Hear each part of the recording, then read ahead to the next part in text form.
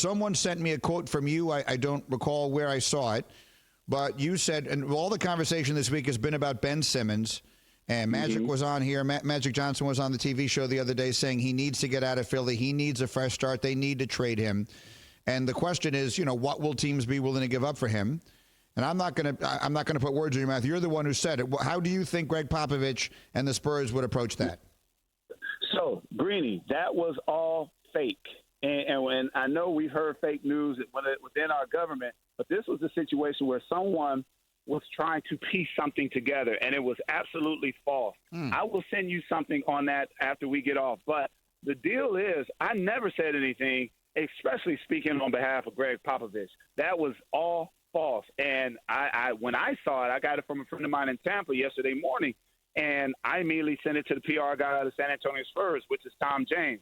Tom James got on it, and next thing you know, he called me back. He said, hey, we've handled the situation. Because people don't realize the implications of something like that. DeJounte Murray made a statement. But, if he sees that, he calls his agent. Now the agent calls the front office of the Spurs, and they're saying, what's going on? Why is Bruce saying this? And it was totally false. That was not what transpired. I've never spoken of Ben Simmons coming to San Antonio and who San Antonio would give up for him. Now, flip side is this. I agree to a certain degree about the whole ordeal of maybe he needs a fresh start. But that's not going to change the fact that he has this block of trying to shoot the ball. Even though we can see him on Instagram and different videos shooting, he has not allowed it to transfer over to a game. So a lot of times when it comes to practice players and game players, a game player can take the things learned at practice and apply them in live situations. Some guys have to continue to work at it, and it's about the environment, Greeny.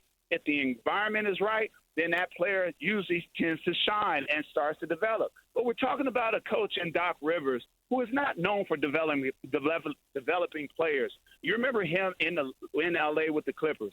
DeAndre Jordan never did become a block player, low post player, because he was never developed. So I like to look at what is the leader of the group doing. So the leader of this group says something to the effect that, well, I don't know if we can necessarily get to the championship with him at the point guard.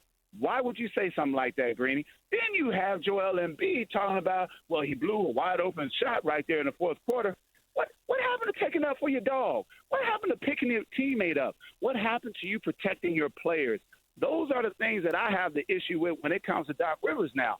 You look at Doc Rivers in Boston, yeah, I believe a lot of people could have been able to win a championship with KG, Paul Pierce, and Ray Allen. Ever since that championship, or prior to that, he's never been to the Eastern Conference Finals without that group.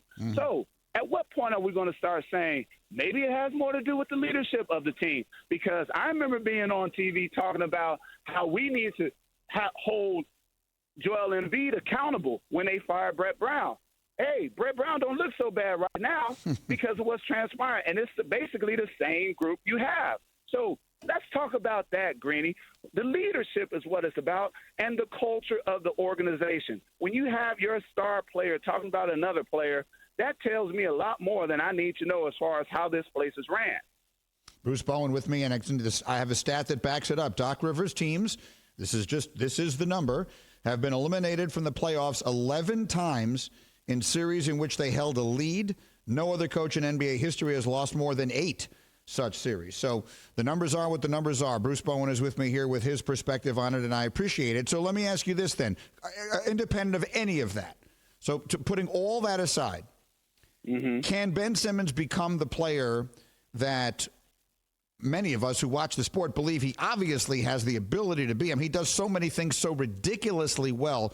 Do you believe he can still become a superstar in the NBA, which, in my view, he'll have to be at least some threat to score to legitimately become? He's only 24 years old. Do you think it can be done? I think it can be done, Greeny, as long as he continues to work at it. He's improved even as an NBA player. He is an elite player. Now, he's an elite player that has some situations where he's not as strong in certain areas as others. For me, it's about putting that player in a position where he can succeed. Put him in moments where he can become comfortable so that you continue to show him film, continue to develop him, in the prospect of what you can do. Because I do believe that, Greeny. I do believe he has the ability and the opportunity to be the best he can be and improve that shooting. But it takes him to shoot the ball. It's one of those things where, as a coach, you got to say something like this. Look here, Ben, I want 10 jump shots this half from you. I don't care where they come from, but if you don't give me 10 jump shots, then you're coming out of the game. See, now it puts on the mindset like, okay, coach just told me I can go out and shoot. Now, we usually talk about guys taking bad shots, but sometimes you got to encourage bad shots for a guy who's reluctant to shoot the ball so that he can start taking the good shot. Thank you for watching ESPN on YouTube. For live streaming sports and premium content, subscribe to ESPN+.